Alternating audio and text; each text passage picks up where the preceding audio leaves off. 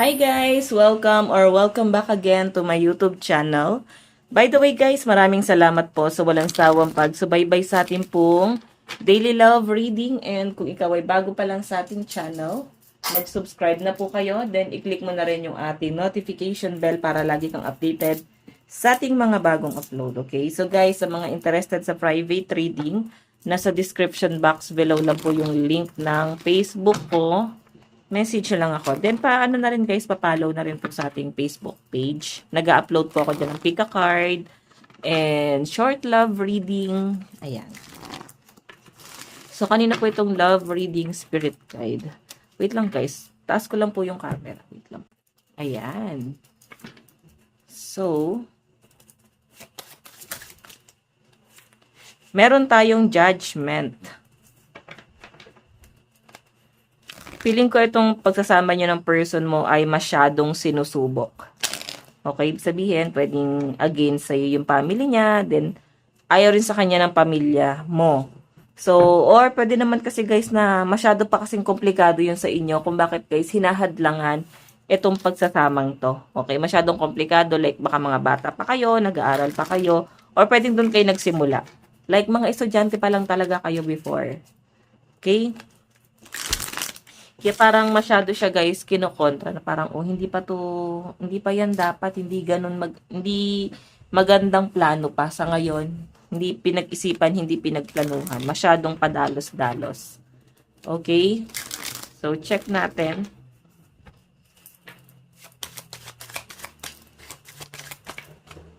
Meron tayong 7 of Wands. 7 of Wands. So guys, ito namang 7 of Wands, communication. Grabe. So ngayon guys, possible na no-contact kayo ng person mo. May pag-iwas dito, pwedeng blinak ka niya or umiiwas na sa communication, no? Yun yung pinapakita sa akin dyan. So, since 7 of Wands to, yung malinaw na pinapakita sa akin dito, pwedeng hindi naging maganda yung huling pag-uusap nyo, may mga pagtatalo. Sa halip na lumaki yung pagtatalo, pwedeng umiwas. May umiwas na isa sa inyo. Okay, kasi lumala yung sitwasyon. Yan yung nakikita ko dyan. So, by the way, check pa natin.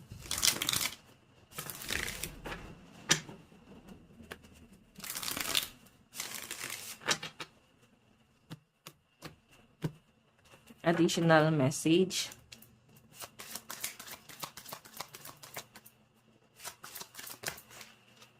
Meron tayong The Devil. Naku, nagiging toxic tong pagsasama nyo. Kasi masyado siya guys. Siguro maaga kasi kayo nagsama or pwedeng nadala. Nadala lang kayo ng sitwasyon. Okay? So, sabi nga nila guys, sa pag-asawa, hindi yan kanin na pag napasok kay luluwa mo. Totoo yung kasabihan na yan. Okay? Na may apply mo pa rin siya guys hanggang sa susunod na henerasyon. Kasi ganun talaga ang definition ng pag-aasawa. Hindi siya guys ganun kadali. So, pwede iba sa inyo guys, matanda na ba kayo ngayon? Matagal kayo nagsama, pero habang tumatagal guys, since the devil to, may walang pagbabago eh. Merong isa sa inyo na parang hindi nagbago or walang binago sa buhay. So, again, since 7 of Wands to, hindi nyo to guys na pag-uusapan. So, pwedeng nagagalit ka sa kanya ngayon, pero ano yung ginagawa niya? Mas pinipili niyang umiwas para hindi lumala yung sitwasyon. Mas pinipili niyang, yun nga, huwag kayong mag-usap, lubayo, hinahayaan niyo munang humupa yung sitwasyon. Ganon. So, by the way, check pa natin. Additional message.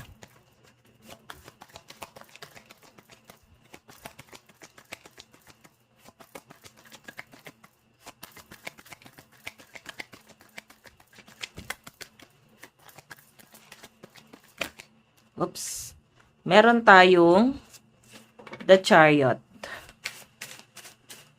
Okay, so ito naman guys, The Chariot, masyadong mabilis yung pangyayari. Mabilis yung pagsasama nyo, mabilis, naging kayo, mabilis mo siyang nakilala, tas parang ang dating na corner.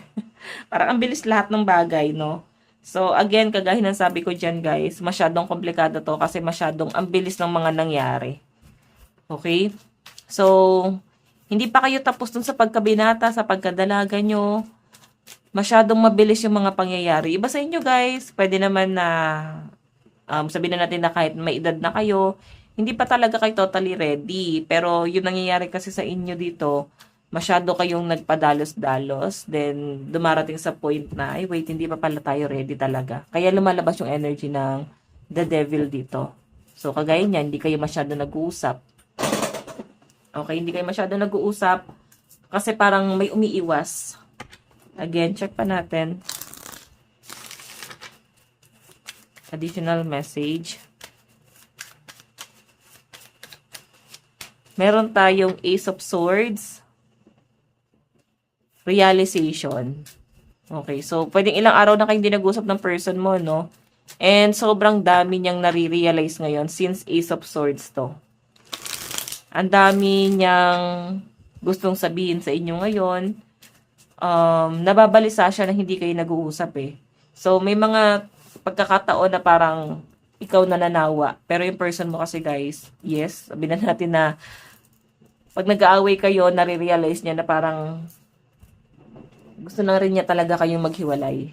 Gusto na rin talaga niyang tapusin ko ano man yung meron sa inyo. Pero dumarating kasi sa point na pagka hindi kayo nag-uusap dito or may distansya sa inyong dalawa guys, doon na mumuo yung realization ng person mo na wait, nabigla lang pala ako, hindi ko pala talaga siya kayang mawala. Parang ganun yung sistema. Okay? Kasi iniisip-isip ka niya rito ngayon, no? Ace of Swords. Iniisip-isip ka niya, nalulungkot siya ngayon, sobrang nababalisa. Okay, so check pa natin. Additional message.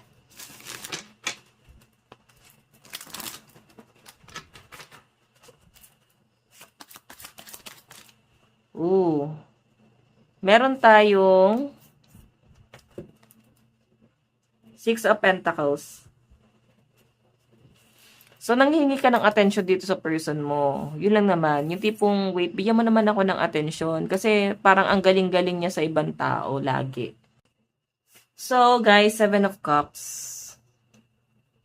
Nakikita ko, guys, na maganda naman yung mga plano niya sa future since Seven of Cups to. Ang problema lang, guys, ang dami kasing distraction. For example, ang daming demand, no? Na para bang itong relasyon na to, ang daming hinihinging kondisyon. Na dapat ginagawang simple lang tong relasyon na to. Dahil sa dami ng kondisyon, hindi talaga siya nag-work. Kasi ano yung nangyayari doon sa isa? Nape-pressure. Nape-pressure na parang paano niya ibibigay, paano niya pagsasabay-sabayin. Tignan niyo naman guys, ang dami niyang nilook forward. Or pwedeng ikaw to, ang dami mong nilook forward. Tapos parang ang dating sa kanya guys, ang daming dinedemand, no? Tignan pa natin. Additional message. Meron tayong The Fool. Yung beginning din naman guys si The Fool, pero yun na nga. Pwedeng ano din to, masyadong padalos-dalos, no? So, isa sa mga pinagtatalunan siguro is yung masyadong padalos-dalos ng mga desisyon. Na para bang hindi nga guys pinag-isipan, hindi pinag-usapan, hindi pinagplanuhan. Okay, parang bigla-bigla na lang guys ginagawa yung mga bagay na yon. Siguro isa dito is pinagtatalunan nyo yung pera. Masyado siya guys nagmamadaling gumastos. Parang ganon. Medyo impulsive ba pagdating sa pera? Kung bakit hindi rin kayo guys nag-work nitong person mo. Check pa natin ha.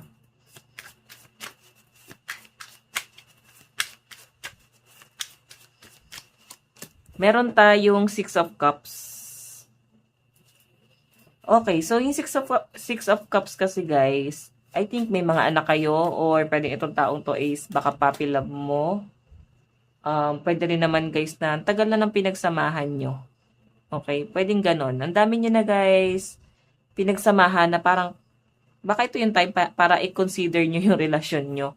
Parang baka kailangan mas maging ano kayo. So, titignan pa natin guys ha. Kasi isa sa inyo guys, parang ang taas ng ambition ni. Okay, hindi kayo nagkakasundo. So, isa sa mga nakakita ko dito, hindi naman ikaw yung naapektuhan, hindi rin naman siya yung naapektuhan. Kung may mga anak kayo guys, mas affected sila dito. Sila yung mas nagsasacrifice. Hindi nila ginusto yung buhay na meron sila. Hindi po nagdesisyon kayo, tapos may mga batang nasasaktan. May mga batang nahihirapan. Okay? So, again guys, dito sa mga single dito, or sasabihin ko na rin guys, no, since nandito tayo sa reading, sa mga nag-iisip or nagpaplano dito na bumuo ng pamilya, pag-isipan yung mabuti yan, kung sure na ba talaga kayo doon sa partner nyo. Kasi, pag hindi kayo nag-work, mas kawawa dyan yung mga anak nyo. Okay? So, titignan pa natin guys kasi parang yung isa nag-explore. Siguro isa dito is parang nung nagsimula magtrabaho, para bang nadala or parang doon niya na-realize na ay masaya pala talaga na maging malaya. So, tumaas yung ambisyon. Okay? Pwede kasi guys na yung kakomit ng person mo ay katrabaho lang. Ganon. So, possible guys, baka may mga cheating. Nasi-cheat ba yung person mo? At baka katrabaho niya, no? Check natin. Madalas kasi talaga guys nangyayari yon. Minsan mga katrabaho yung mga nagiging parang third party. So, yun nga, nagiging conflict, di ba? Ang mga komplikado dito yung mga anak. Titignan pa natin guys parang dito tuloy pantay to. Wait lang po. Ayan. So, again, the hangman. The hangman. Yung nakikita ko dito guys, masyadong komplikado yung nagiging sitwasyon nyo. Yun na nga, may cheating na nangyayari. So, siguro kasi masyado pa kayong bata that time na nagsama. Then, parang neto lang lately, nare-realize nyo na parang masaya palang mag-explore. Dami nyo na-experience na masaya na before di nyo naman guys na-experience. Or na-experience mo dati pero nakalimutan mo yung pakiramdam. Then ngayon parang ibinabalik ka dun. Or pinabalik kayong dalawa. Okay? So, again guys, may cheating. Pwedeng katrabaho niya. Check pa natin. Oh, Nine of Pentacles, alam mo, blessing in disguise pa ata na naghiwalay kayo ng person mo. Kasi nga, may nakikita ko ditong blessing na paparating sa inyo. Okay? Ayan, may blessing na paparating. And alam nyo guys, stability to para sa inyo. Kumbaga, good news to para sa inyo. Ayan o. Okay? So, once na makuha mo to guys, hindi mo na panghihinayangan. Pero nandun pa rin kasi yung sakit, lalo na kung ikaw ay niloko ng partner mo. Okay? So, check pa natin. Additional message.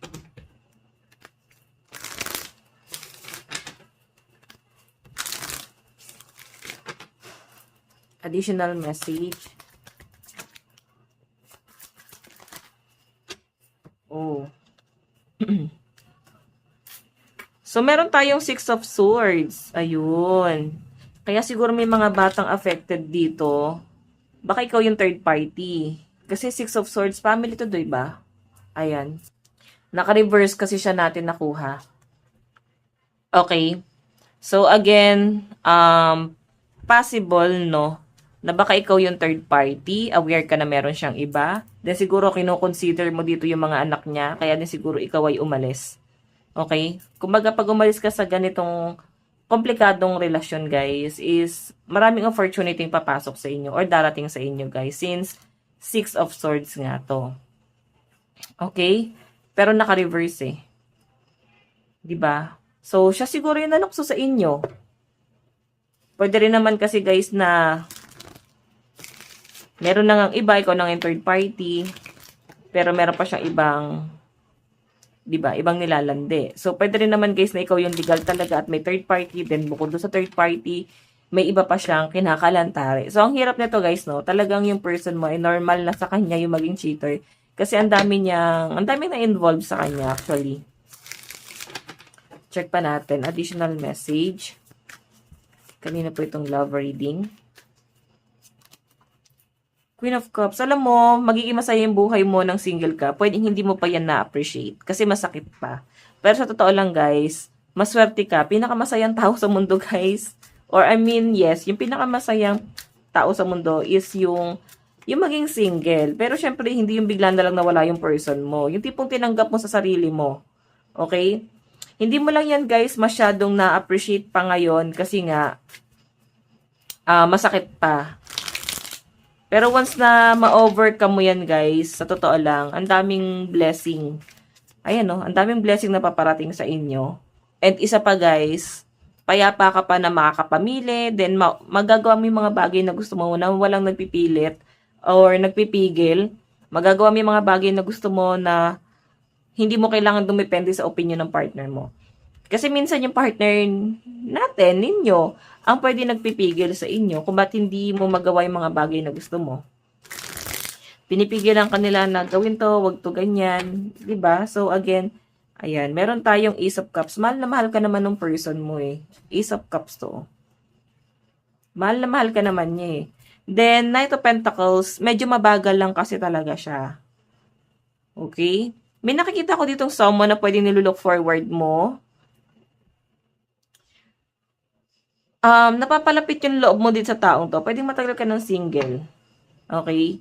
Or pwedeng makikilala mo someone new, pwedeng sa circle of friends. Pero guys, mukhang babalik tong person mo eh.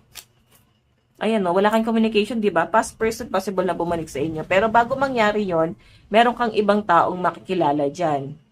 Knight of Pentacles yung nasasagap ko dito.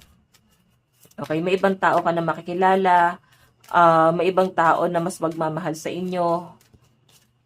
Tingnan natin. Additional message.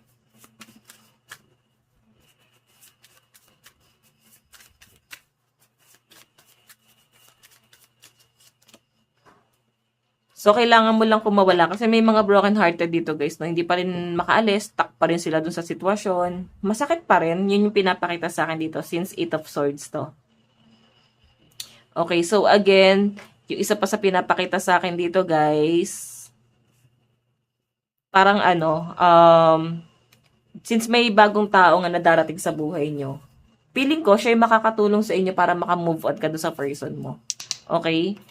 Yun nga lang, medyo mabagal tong taong to. So, kahit na may mga iparealize siya, okay. So, siguro hindi mo naman kailangan magmadali na pumasok sa relasyon. Hindi mo rin naman kailangan ng ibang tao para tulungan ka na makamove on. Siguro tulungan mo muna yung sarili mo.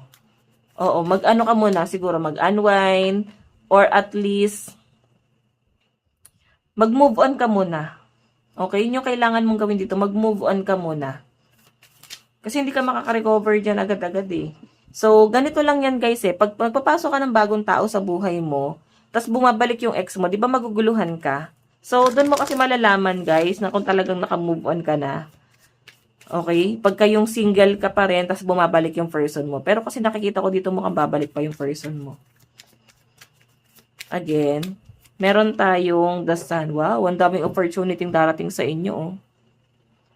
Ang nakikita ko dito parang ang daming blessing. Isa na dito oh. Ito kasi guys, 9 of Pentacles, stability to. Tapos may The Sun, 5 sabihin may good news, may abundance, happiness. So once na makarecover ka, once na makaalis ka sa pagka-stuck mo guys, tuloy-tuloy na yung blessing. Feeling ko kasi guys, ang nagpigil sa inyo na papasukin tong blessing na to is yung pag-overthink mo, yung pag-worry mo sa person mo. Siya yung pinagtuunan mo ng pansin. Pero since naghiwalay na kayo, eto nga, parang blinak na, hindi na kayo nag-uusap. So, di ba? Pwede pa naman maayos ata to kung mag-uusap kayo eh. Check pa natin. Additional message. Meron tayong temperance. Temperance. Ito guys, temperance pag-a-adjust to ha. Siguro na-stress ka na rin kasi parang lagi ka nadadamay sa gulo ng person mo. Okay? Lagi ka nadadamay. Tapos parang yung issue niya sa buhay, hindi niya kayang ayusin yung sarili niya. Hindi niya kayang ayusin yung problema niya.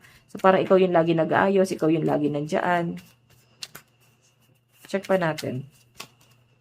Meron tayong Ace of Pentacles, 'di ba? Parang blessing pa nga na dumating ka sa buhay niya kasi parang ikaw yung laging umaayos.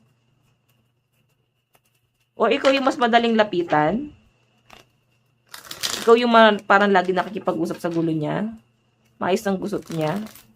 So kahit na sa pagbabalik niya guys, ikaw pa rin yung umaayos. Hindi worth it kasi Parang hindi man lang nag-effort. Meron tayong two of wands. O, diba? Gulong-gulo ka dito, oh.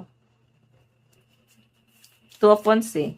Naguguluhan ka, saan ka mapupunta? Pupunta ka ba dito or dito? Siguro unahin mo muna yung sarili mo. Focus ka muna sa sarili mo. Hindi mo kailangan maguluhan. Okay, check pa natin. Oops. Additional message. Oh. Dami pala nagkakagusto sa inyo, guys. Page of Wands, eh. Madami kang makakasalamuha, makakausap. Then parang nakikita ko naman sa inyo, guys, na malilibang ka dito. As in. Okay, malilibang ka sa mga taong nakakausap mo na bago. So, sinasabi lang dito, guys, na mag-focus ka muna sa sarili mo. Bigyan mo ng pagmamahal yung sarili mo, okay? Tingnan natin.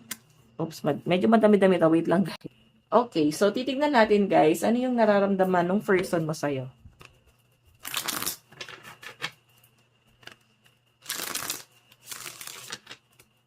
Ano yung nararamdaman ng person mo sa'yo?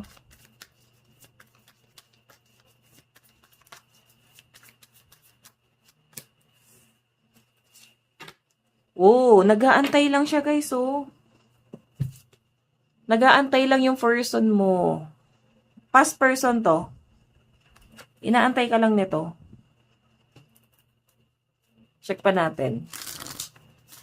Or may plano pa rin talaga siyang bumalik sa buhay mo after ng mga nangyari. Meron tayong 9 of Cups. Pinagdadasal ka pa rin, minamanifest ka pa rin ng person mo. Actually, ikaw talaga yung wish fulfillment niya. Ang problema lang, guys, hindi niya magawa yon kasi nga 9 of Cups. So, mataas yung chance na pwedeng kulang siya sa pera or merong kulang sa kanya. Hindi niya makuhang maging buo, no? Check pa natin, meron tayong 7 of Swords. So, siya nga mismo hindi niya lang maayos yung sarili niya eh. So, kahit na ibigay niya yung gusto mo, kung kulang naman siya. Pero sa ngayon kasi, guys, gusto niya munang patunayan siguro yung sarili niya sa inyo. Hindi pong kahit walang-wala siya ngayon is babalik pa rin siya dito. Sa kanya, guys, patutunayan yung sarili niya. Kasi hindi niya naman mapapatunayan ng hindi mo nakikita. Pero guys, mukhang may plano naman siya. Ang problema lang, guys, walang pagbabago kasi yung person mo. Siguro yun muna yung kailangan niyang unahin. Yung may magbago muna sa kanya. Okay? Or baguhin niya yung sarili niya. Kahit hindi na para sa inyo, kahit para na talaga sa sarili niya. 'Di ba? So, check natin.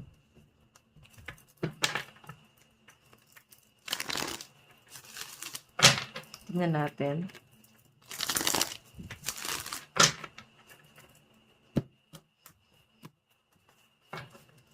Tignan natin. Paano ka nakikita ng person mo ngayon? Meron tayong 9 of Pentacles. Stability, guys, yung 9 of Pentacles. Okay, nakikita kanya na someone na siguro nagiging stable or nakikita kanya na medyo nagiging practical ka. Gumagawa ka talaga ng paraan para mabuhay. Okay? Ang dami mong ginagawa na pwedeng pagkakitaan. Ayun, no, lumalago yung hanap buhay mo, guys, eh. Kumbaga talagang practical ka. Nagiging stable yung inyong financial kasi nga 9 of Pentacles. Or pwede yung mga nare-realize siya dito, nandun pala talaga yung stability dun sa person ko. Hindi ko lang talaga pinahalagahan. Parang ganun yung feeling niya dyan. Na parang naging maayos yung hanap buhay niya nung sa feeling nyo. Naging masaya naman talaga siya. Pero hindi niya kasi talaga pinahalagahan. So again, meron tayong 2 of Pentacles. So ito naman, guys, 2 of Pentacles. Ano to eh? Priority. Okay? Na-appreciate niya, guys, or na-realize niya rito na parang ikaw, pinaprioritize mo yung pamilya nyo. Kung wala kayong pamilya is yung pagiging, yung magjowa nyo, pinaprioritize mo yung sa inyo. Okay? Then, yun yung mga na-appreciate ng person mo dito. Check pa natin. Paano ka nakikita ng person mo? Meron tayong 6 of Swords. So, ito naman, guys, 6 of Swords, relocation to. Okay, bigla kang umalis. Or tinatanggihan mo na siya. Yung paghahabol na ginagawa niya, guys, is possible na hindi mo na nga siya pinagbibigyan. So, hayon, kaya ikaw ay pinipili mo na yung peace of mind mo, pinipili mo na yung pamilya mo, pinipili mo na kung ano yung mas importante. Hindi mo na siya, guys, parang pinagtutuunan ng pansin talaga dito. Okay? So, Six of Swords yung energy mo dyan. Nakikita ka niya na someone ha, hindi na to mahalaga. Hindi na to importante. Hindi na siya importante. Okay, so check pa natin.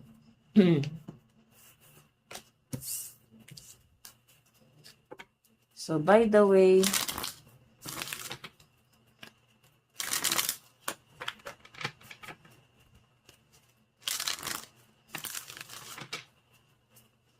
ano yung magiging plano niya sa future? May plano ba tong person mo? May plano ba yung person mo sa future? Nine of Wands, magmamakaawa to sa inyo, guys. Lalapit to, luluhod, magmamakaawa, makikiusap, no? Actually, ang dami niyang gustong sabihin, pero kukunti lang yung sasabihin niya sa inyo. Ibig sabihin, ang dami niyang iniisip, pero kukunti lang yung sasabihin niya sa inyo. Siguro, sorry, bigyan mo pa ako ng chance. Pwedeng ganon. Sobrang konti lang yung sasabihin niya talaga, guys. Meron tayong Ace of Pentacles. So, ito naman, guys, itong Ace of Pentacles, parang sa future eh. Okay, aayusin niya yung sarili niya or, ayan, ibibigay niya sa inyo guys yung stability or yung assurance. Kung ano yung gusto mong mangyari, ibibigay niya na yun sa inyo. Na dapat noon pa niya nga ginawa para hindi na humaba tong problema na to eh. 'Di ba? So again,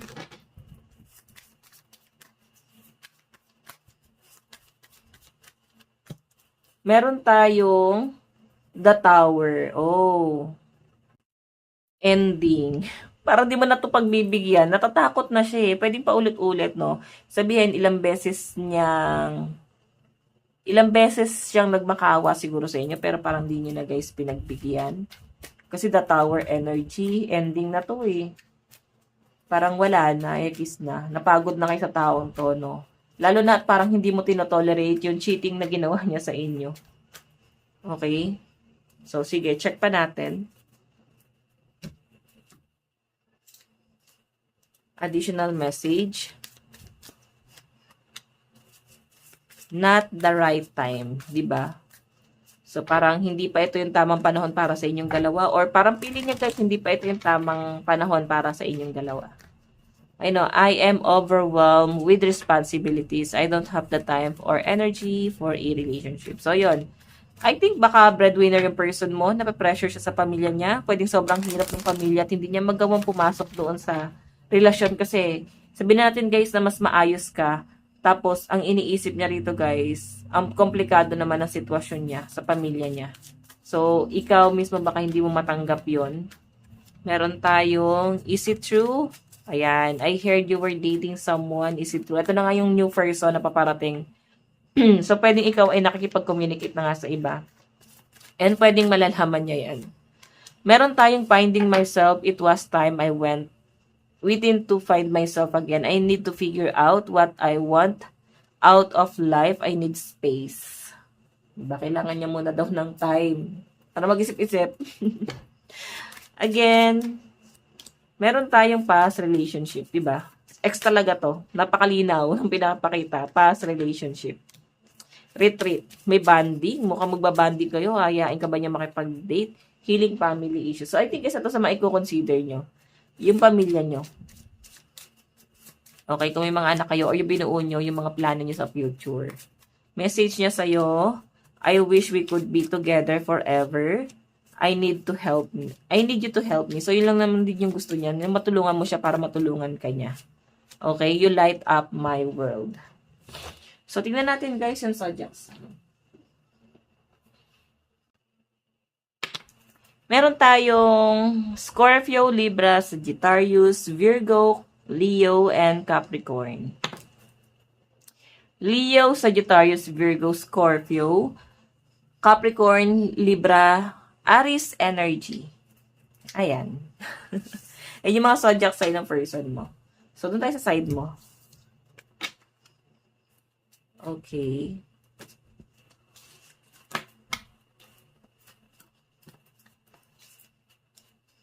Sa side mo, ano yung nararamdaman mo sa person mo?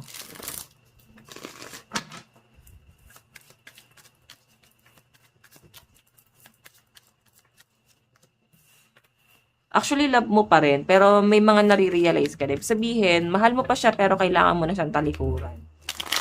Yan yung nakikita ko sa inyo, guys. Queen of Cups. Actually, parang pinatawad mo na rin. Wala na rin sa inyo yon. Pero hindi na para papasukan pa ulit sa buhay. And meron tayong, ayan, iniisip mo pa rin talaga dito yung naging babae niya, yung naging lalaki niya. Nag-cheat kasi siya, di ba? Meron tayong Five of Pentacles. So, isa sa mga nakikita ko sa inyo, guys, nung panahong lubog na lubog ka, siya pa yung unang umalis. Siya pa yung unang gumibap sa inyo. So, isa yun sa mga nare-realize mo. Nasaan ka nung kailangan kita? Nasaan ka nung hikahus ako? Parang ganon. Titignan pa natin, ano ba yung mga dapat mong gawin? Ano yung dapat mong gawin?